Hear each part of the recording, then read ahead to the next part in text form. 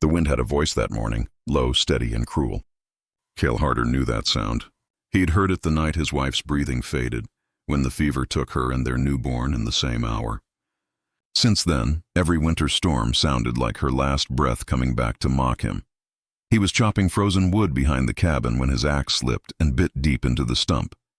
He leaned on the handle, catching the hollow hush between gusts. Then he heard it, a sound that didn't belong to the storm. A faint knocking, dull and uneven, like something hollow striking wood. He waited. It came again. Cale lifted his head toward the ridge. Snow drifted down from the spruce line, half blinding him. Somewhere up there, a shape wavered in the white. He told himself to leave it. He'd sworn years ago that mercy only led to loss. Yet his boots were already moving, the promise he'd made to himself breaking as easily as ice under weight. The slope was treacherous. He trudged knee-deep through snow, the cold biting past his coat. A wagon lay half buried at the bend, a mail-order carriage, the kind he'd seen once too often. Hope sold in paper, shattered in winter. The horse was gone. The door hung open. Inside, half covered by a torn blanket, a woman lay still as death. He crouched beside her. Her lips were cracked blue, lashes crusted white. He pressed his glove to her wrist, nothing at first, then a whisper of pulse. "Damn fool girl," he muttered. "You picked the wrong man to trust." Cale lifted her out, stiff as timber, and carried her downhill. The wind clawed his face, tugging at her hair, a pale strand of gold against the storm. He hadn't touched another living soul in 2 winters, and now his arms ached, not from weight, but memory. Inside the cabin, he laid her near the stove and piled wood until the fire roared like something half wild. Her coat was soaked through. He turned away, jaw tight, and fetched a dry quilt from the trunk that hadn't been opened since his wife's burial. He hesitated before draping it over her. The sight of that same pattern, blue flowers fading on tan, cut deeper than he expected. Hours passed before her eyes flickered open. She gasped and tried to rise, panic flashing through her like lightning. "Easy," he said, his voice rough with disuse. "You're safe enough here." Her throat worked, but the only sound was a rasp. He poured water, held it near her lips. She drank, trembling. "Where?" she whispered. "The wagon. Gone," he said flatly. "Storm took it. And whoever left you—" She turned her face away, tears freezing before they fell. Her hands, small and blistered, clutched the edge of the quilt like it was the last thing keeping her in this world. Cale looked at her and felt that old anger rise. Not at her, but at the world that made soft things break so easy. "You got a name?" he asked after a while. "Eliza," she whispered. "Eliza Marin." He nodded once. "I'm Cale." The fire crackled. Outside, the storm still raged, but inside, something else began, quiet as thawing ice. He poured more water into the pot, his movements steady, controlled, trying not to look at her too long. She dozed again, and he sat back, staring into the flames. Years ago, he'd sworn never to love again, never to save what might be lost. Yet here he was, keeping a stranger alive with the same hands that once buried his family. And as the wind screamed against the walls, Cale realized the blizzard outside wasn't half as loud as the one starting to stir inside him. By morning, the storm had buried the valley in silence, the kind of silence that made Cale Harder's cabin feel like the last place left on earth. Eliza Marin stirred in the cot by the stove. Her lips had regained color, though her eyes still carried that faraway look. The kind people get when the world stops making promises. She tried to sit up, clutching the blanket around her shoulders. "You'll pull the stitches loose," Cale said quietly, without turning from the fire. He was mending her torn coat, the needle steady in his calloused hand. She blinked, dazed. "You sewed my coat?" "Didn't have much choice," he replied. "Wouldn't make sense to save you just to let you freeze again." The words came gruff, but there was no sharpness behind them. He tied the last knot, cut the thread with a pocket blade, and laid the coat near the stove to dry. Eliza studied him, the solid set of his shoulders, the scar running along his wrist, the way his silence filled the room. "You live here alone?" "Just me," he said. Then after a pause, "Used to be 3 of us. Me, my wife, and our boy." Her gaze dropped. "I'm sorry." Cale nodded once as if he'd expected her to say it. It was a long time ago. Outside, wind hissed through the cracks, carrying a ghost of the storm. He fed another log to the fire and poured her a tin cup of coffee. The smell filled the room, sharp and comforting. She reached for it with shaking hands. "I can work," she said suddenly. "Cook, wash, mend. I'll earn my keep." He looked at her then. Really looked, and something in her expression caught him off guard. Not pride, not fear, but a stubborn kind of dignity. "No one works in this weather," he said. "Just stay warm." "I can't stay for nothing," she insisted. "I wasn't raised that way." His jaw tightened. He remembered his wife saying almost the same words years ago, when their roof first caved under snow. "Let me help, Cale. Don't shut me out," he exhaled. "Fine. You can peel potatoes if it makes you feel useful." That earned the faintest flicker of a smile. She sat by the hearth, peeling slowly, fingers clumsy from cold. When the blade slipped, he caught her hand before she even flinched. Their eyes met, just a second, but it left a mark neither could name. By dusk, the world beyond the cabin vanished into gray. Cale stepped outside to check the woodpile. The sky pressed low. Snow hung in the air like smoke. He paused, glancing back through the window. Eliza was moving about the room, clumsy but determined. She had draped her hair up in a loose twist, sleeves rolled to her elbows, and the fire painted her in a soft amber glow. His cabin, once a tomb of silence, looked alive again. He caught himself watching too long and turned away, the cold biting at his chest. When he came back in, she'd set 2 tin bowls on the table. "Potato stew, thin but warm." She straightened when he entered, nervous. "Didn't mean to take your things," she said. "I just thought—" He sat down across from her. "It's fine. Smells better than anything I've made this winter." They ate in silence, save for the hiss of wind and the pop of pine wood. The quiet between them no longer felt empty. It was careful, waiting, almost tender. After a while, she whispered, "I wrote letters every week." "To a man who never came." Cale lifted his eyes. "You were his promised bride?" She nodded. "He stopped writing when I told him I couldn't pay my fare. I thought, maybe if I came anyway." Her voice broke. "He left me there. Like I was baggage." Cale's hands clenched around the bowl. "Some men ain't worth the dirt they walk on." She gave a fragile smile. "You're not one of them, are you?" He didn't answer, just pushed his bowl aside and stoked the fire higher. The shadows climbed the walls and warmth filled the space between them like a truce neither had meant to make. Outside, the blizzard had eased, but inside, something else was just beginning to thaw. By the time the last snowdrift melted from the roof, the rhythm of their days had settled into something that neither dared name. Cale split wood each morning before the light reached the ridge. Eliza swept the floor, fed the dog, and set the kettle on. They barely spoke, yet every movement seemed to echo the others. 2 lives quietly adjusting, like mismatched gears finally finding a fit. One morning she found him outside repairing the fence line. The ground was still half frozen, his breath rising in white curls. He'd rolled his sleeves, revealing the rope of muscle and the scars from years of work. "You'll need a second pair of hands," she said, stepping through the gate. He looked up, frowning. "You can barely lift a bucket." "I can hold the rail steady," she countered, already reaching for it. He stared a moment longer, then nodded. Together they braced the posts, hammering nails in the brittle air. When the last board settled true, Cale stepped back and said quietly, "You work like someone who's had to earn every meal." She didn't look at him. "Because I have." Something softened in his expression. "Then we've got that in common." By midday, the sun came through weakly, turning the snowmelt into silver puddles. Eliza hung a thin line of laundry behind the cabin, his shirts, patched and faded, swinging like pale flags of surrender. Inside, the cabin smelled of stew and smoke. She found herself humming under her breath while stirring the pot, the tune faint and wordless. Cale paused at the doorway, listening. "Didn't think you the singing kind," he said. She startled, nearly dropping the spoon. "I didn't mean to—" "Don't stop."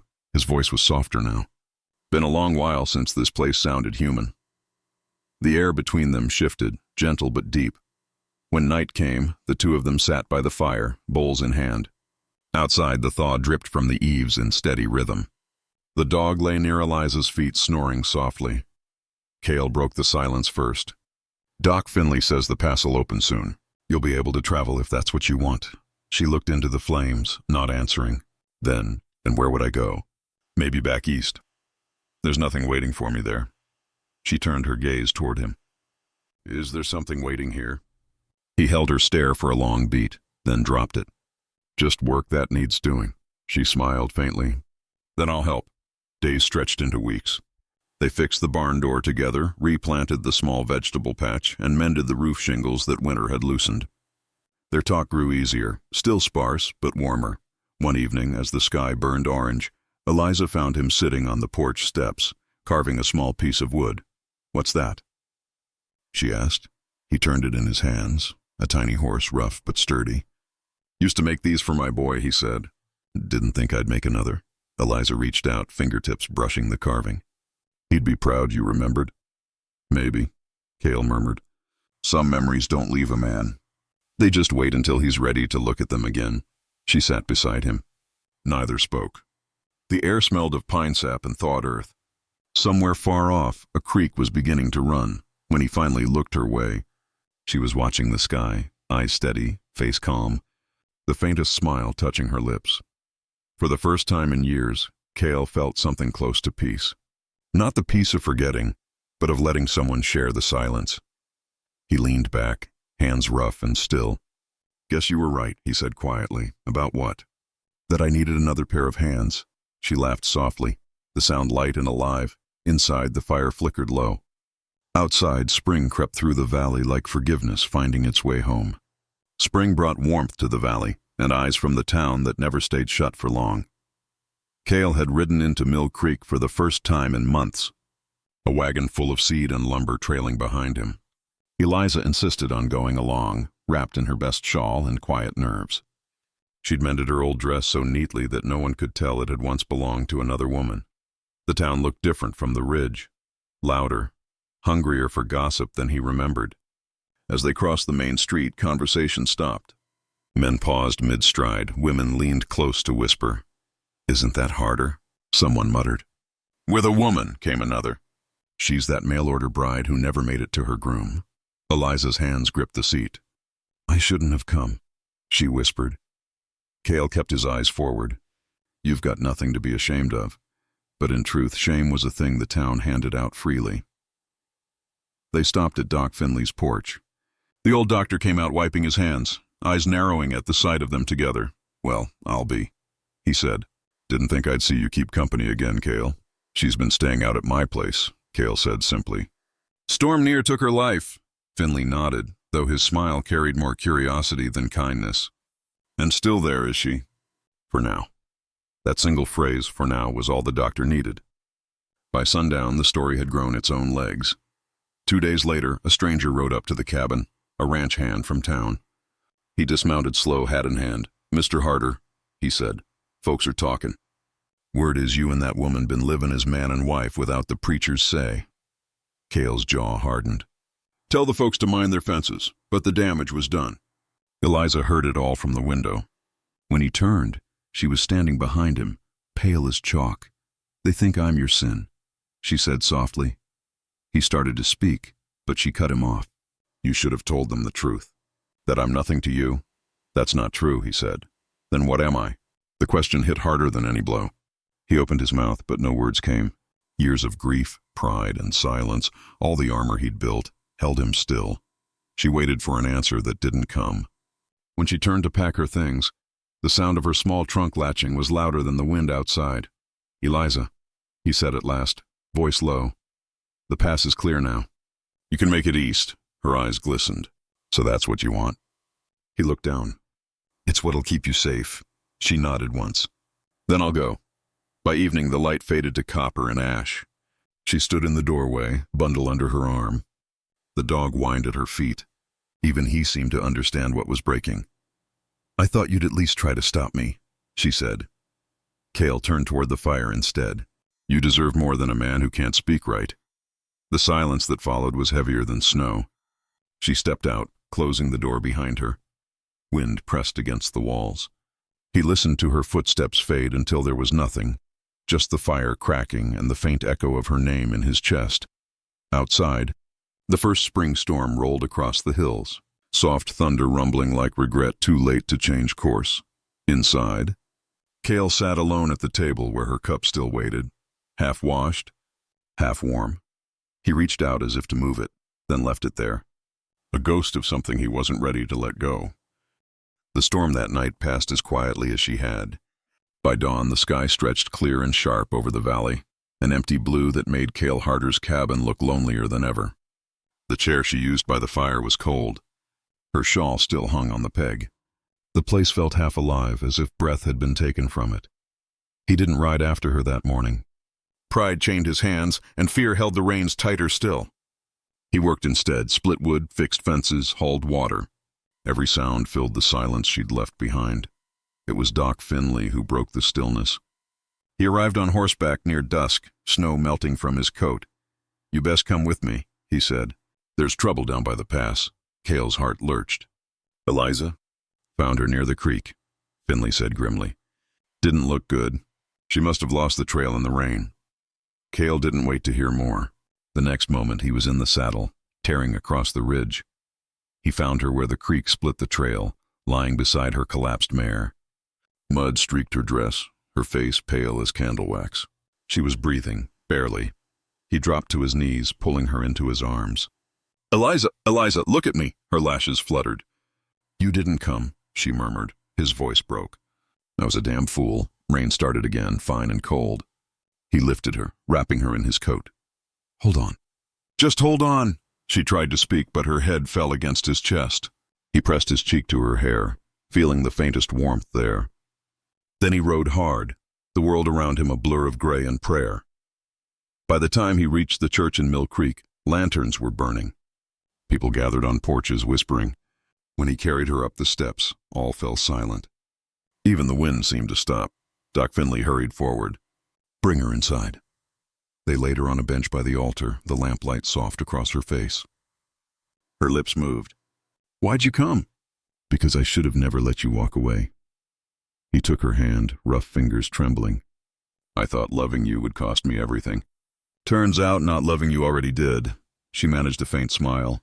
"You talk too much for a quiet man." He laughed once, a sound that cracked with relief. "Then marry a quiet man who's learning." When spring came fully, the valley turned green again. The gossip faded quicker than anyone expected. Perhaps it was the way Cale stood beside her at Sunday service, or the way Eliza helped the town's children learn their letters. Either way, no one dared call her the stranded bride again.